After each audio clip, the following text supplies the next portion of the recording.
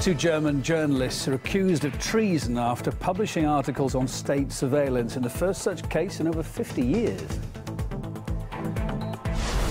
Clashes between Israeli police and Palestinian protesters hit the West Bank as funerals held for an 18-month-old toddler who was killed in a fire started by suspected Jewish extremists.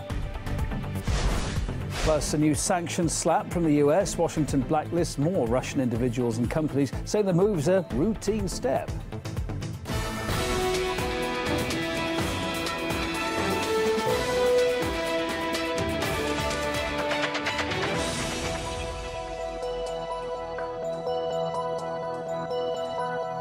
Hello, live from RT International HQ here in Moscow at 5 p.m. Moscow time. It's Kevin Owen with you wherever you're watching around the world. Thanks for your company.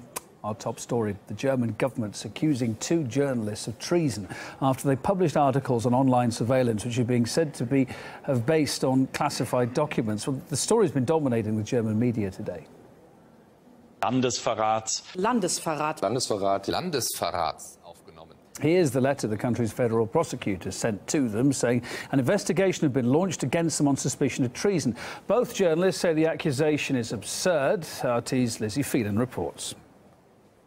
This is one of Germany's most popular online blogs. Two of the site's top editors have received notice that they are being investigated for treason after the website published secret documents from the country's domestic spy agency, allegedly exposing proposals to expand surveillance of online social networks. Now, there's a further unnamed individual who is also being investigated, and this is a developing story, so it still has yet to be established whether those documents were in fact classified as a confidential, as a state secret, essentially. But the officials say that they plan to also look into whether what the identity of the so far unnamed informants of these reporters were. But the reporters have reacted to this investigation, saying that this is an attack on press freedom. So, as I said, this is a developing story. We have yet to get more details about how these journalists and how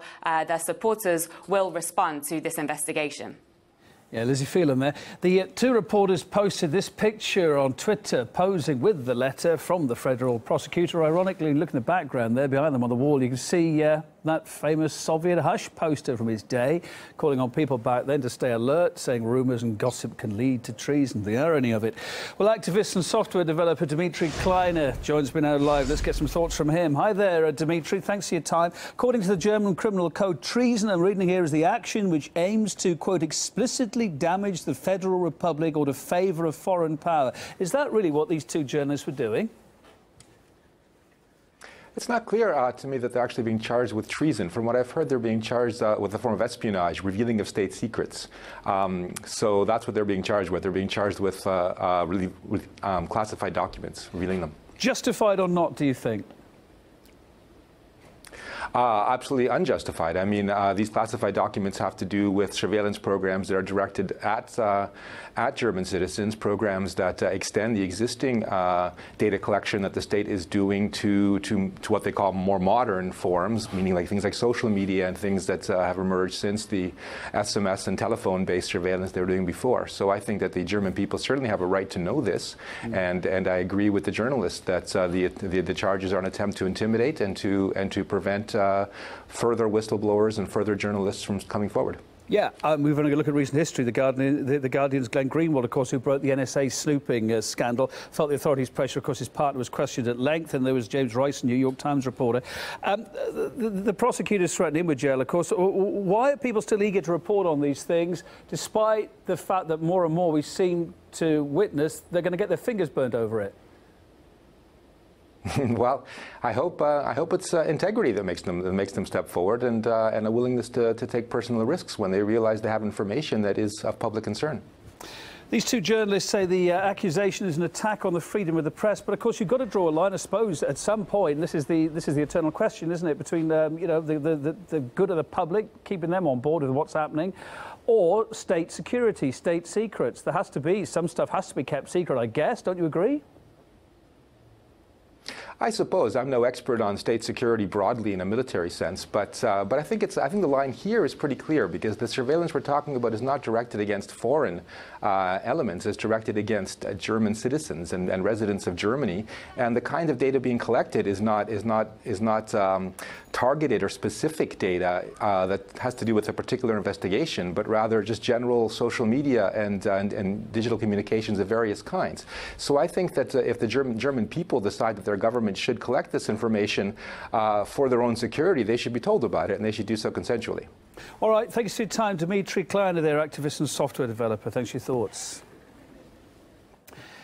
Well, this is the first time, in fact, in more than 50 years that German journalists are facing accusations of treason. In 1962, the Spiegel magazine published a piece claiming the army was not ready to defend the country. Well, the then Defence Ministry claimed the article included state secrets at the time. The journalists were never tried end of the day. The affair did, though, cost the then Minister of Defence his position. We'll keep you posted on this story.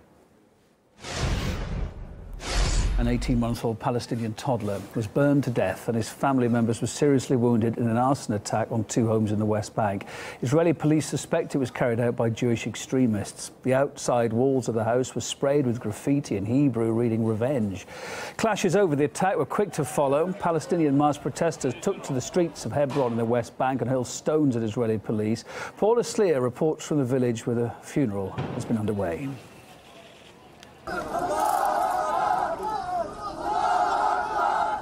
The funeral of the 1.5-year-old boy is currently taking place. His brother is sobbing uncontrollably next to the gravesite, while his mother and one of his sisters are listed as critical inside a hospital. At this stage, it's give or take as to whether or not they'll be able to pull through.